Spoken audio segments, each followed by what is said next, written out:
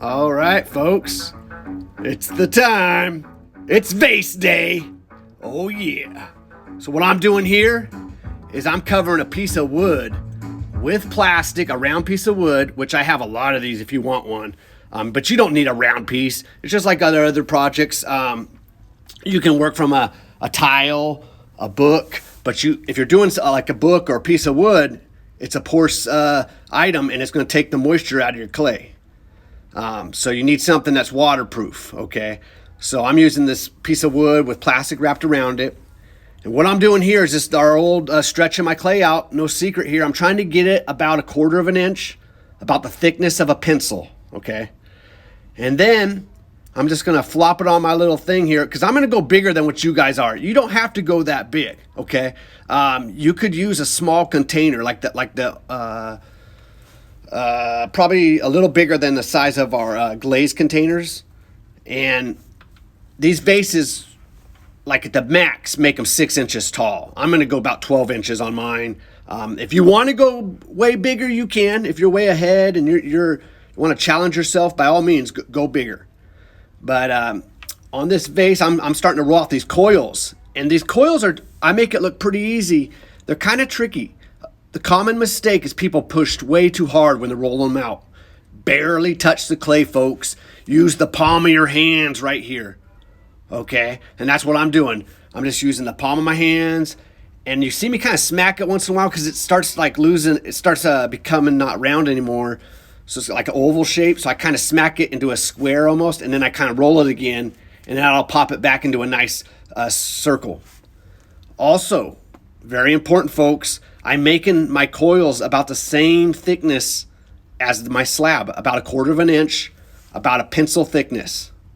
In this demo, mine are much thicker because I'm making a bigger vase. So if you make a little bigger vase over 6 inches tall, you might want to go a little thicker, just a little bit.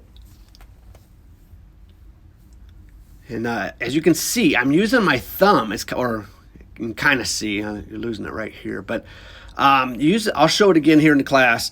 Using the side of my thumb, kind of pushing downward and working my coils together. I do the inside first, and I keep the other side, my other hand on the outside to give it a little extra support. And I'm using that popsicle stick right there. You can see I use that round part, and that helps me get in the corners. I'm smoothing this all out, getting rid of that coil look, bonding my clay together, folks. Getting emotional here. Okay, and then I'm using the popsicle stick, the outside of it, to scrape in the outside. If you're in my ceramics class, you have one of those rib tools.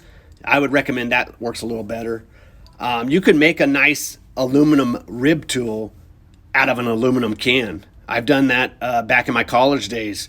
So you don't have to use a popsicle stick. You could invent a better rib tool than that. I'm just showing you guys because I think half my classes got popsicle sticks. So anyways, I'm just, I see how I kind of squeezed it out into a coil almost right there, and then I start rolling it. That helps out a lot too, folks. But you guys are making smaller coils too, so don't pinch as much as I am. I would pinch about like a thumb worth and then roll it out, and you'll be much more successful. I'm going kind of fast. I'm making these longer ones. Don't try to be like me. Try to make them a little smaller. Just pinch about like a thumb worth of clay and start rolling that out. And see, I start the same process again once I've pushed those coils on. And if you look back on this video, I didn't mention it when it was happening, but I'm really pushing those coils down. I'm not getting crazy, but I'm pushing them in so they kind of almost bite each other. And then I'm using my thumb on the inside to push the clay downward. And then I'm using my rib tool on the outside to scrape it upward. And right there, I'm even using my thumb. You can use your thumb for most of this stuff. You don't have to necessarily use rib tools. Some people don't like to use them at all. Just use your thumbs. So you just got to play with it and see what works best for you. See how I smacked it right there? It was kind of squared it up, and then I roll it again. It'll make a better coil that way. I'm trying to make my coils very symmetrical, like I pumped them out of a spaghetti machine. That's my goal. about the thickness of a pencil. And you guys, like I said, try to get these about 4 to 6 inches tall, have a unique shape. And as I'm putting my coils on right now, I don't know if you can see it, but I'm starting to put them a little bit inward, so it's causing my vase to get smaller at the top. And the reason being, I want it to have that, be fatter at the bottom like a giraffe head, and then get smaller, and then I'm gonna make that giraffe head at the top.